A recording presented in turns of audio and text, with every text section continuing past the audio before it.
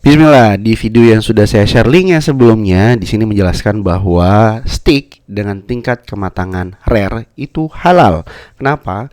Karena darah yang terdapat atau cairan yang terlihat seperti darah itu adalah mioglobin dan bukan darah.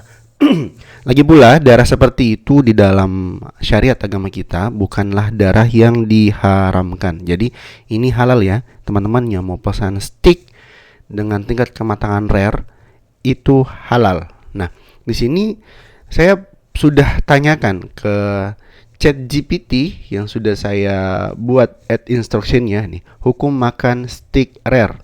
Nih. Bentar, nih saya tanya. Bentar ya. Nih.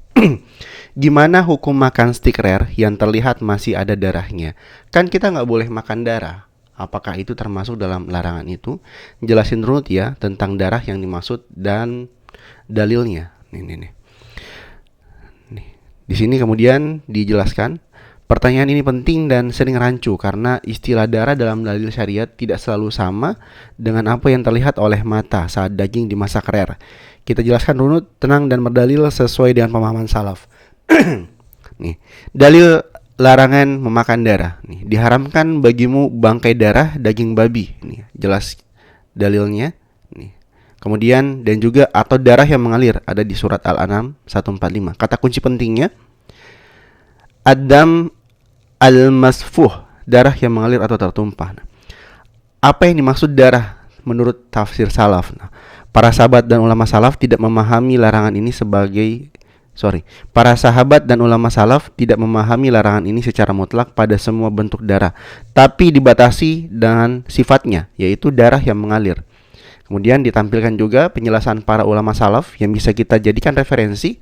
Nih. Ibnu Abbas radhiyallahu anhu berkata, yang diharamkan hanyalah darah yang mengalir. Adapun darah yang tersisa di daging, maka tidak mengapa. Tafsir Ibnu Katsir dari surat Al-An'am 145 tadi, yang ini tafsirnya dari Ibnu Katsir, darah yang diharamkan adalah darah yang mengalir. Adapun yang tersisa di urat-urat daging setelah disembelih, maka itu dimaafkan. Nih, Imam At-Tabari, kaum muslimin telah sepakat bahwa darah yang tertinggal di daging dan tulang tidak termasuk darah yang diharamkan. Dan ijma atau kesepakatan ulama, darah yang tersisa secara alami di daging setelah penyembelihan syar'i itu dimaafkan. Lalu bagaimana dengan steak rare yang merah? Nah, ini bagian yang sering disalahpahami. Cairan merah pada steak rare itu bukan darah yang mengalir. Penjelasan ilmiahnya yang sejalan dengan fikih itu disebut mioglobin, cairan protein dari otot. Ini sama persis dengan penjelasan yang dijelaskan oleh saudara kita ini. Dia mengatakan bahwa ini adalah mioglobinnya yang bercampur dengan air. Nih. Oke. Nah, kita lihat di sini.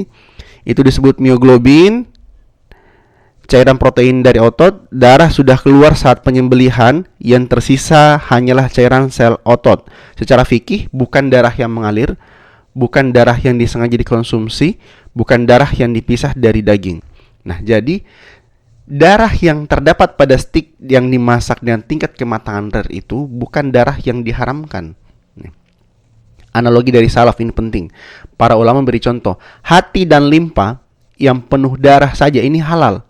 Ini hadis riwayatnya juga jelas dari Ibnu Majah dan ini sahih. Jika darah yang tersimpan alami di organ saja halal, maka darah sisa dalam daging lebih utama untuk dimaafkan. Nah, yang penting hewannya halal, disembelih secara syar'i, bukan darah yang dikumpulkan atau diminum, tidak menimbulkan mudarat. Jika semua terpenuhi, maka steak rare-nya itu halal meskipun terlihat merah. Nah, oke. Ini ada catatan kehati-hatian. Ada adab nih. Jika seorang jijik, ragu atau khawatir menyerupai memakan darah, memasak lebih matang itu lebih waro atau kehati-hatian dan tidak berdosa sama sekali. Namun kita tidak boleh mengharamkan sesuatu yang Allah tidak haramkan. Nah, kesimpulan ringkasnya, yang haram adalah darah yang mengalir atau ditumpahkan, yang halal adalah darah sisa alami di daging. Cairan merah steak rare itu bukan darah haram, dan steak rare halal jika syarat syar'inya terpenuhi. Oke. Jadi, teman-teman, GPT ini bisa menjadi sangat bermanfaat untuk kita agar kita bisa mendapatkan beberapa jawaban-jawaban ilmiah. Ini saya sebutnya ilmiah ya, karena semua jelas dalilnya. Nih, di sini tidak ada satupun perkataan-perkataan yang bilang kata ustadz saya, kata siapa, tidak. Tapi semua berdasarkan dalil. Bahkan ada ayat Al-Quran yang sejenis, itu bisa dimasukkan. Alhamdulillah. Bahkan di sini contoh ini hukumnya musik nih, nih. Apa hukum musik dalam Islam? Nih, ntar ya. Nih. Bagaimana hukum musik menurutmu? Bismillah. Pertanyaan tentang hukum musik adalah pertanyaan penting dan para ulama jelaskan hukum asal musik menurut dalil dan salaf. Pendapat yang rajih lebih kuat, musik dengan alat musik hukumnya haram kecuali daf, rebana dalam kondisi tertentu.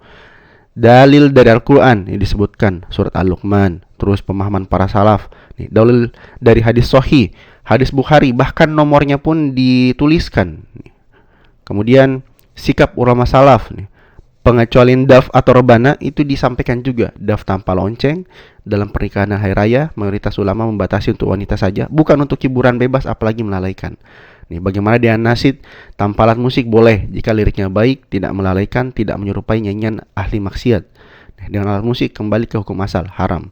Hikmah larangan musik bukan sekedar logika, melalaikan dari zikir, menggerakkan syahwat, melemahkan hati Al-Quran, membuka pintu maksiat secara perlahan. Jadi, Masya Allah, ini bisa banget dipakai sebagai referensi-referensi cepat ketika kita membutuhkan jawaban-jawaban ilmiah tentang permasalahan-permasalahan agama. Dan tentu saja ini tidak bisa menggantikan posisi seorang ustadz. Bahkan kita bisa membawa ini ke ustadz, ini apa betul dalilnya? Ini permasalahan ini apa betul dalilnya? Nah, seperti itu. Semoga bermanfaat. Barakallahu fiik.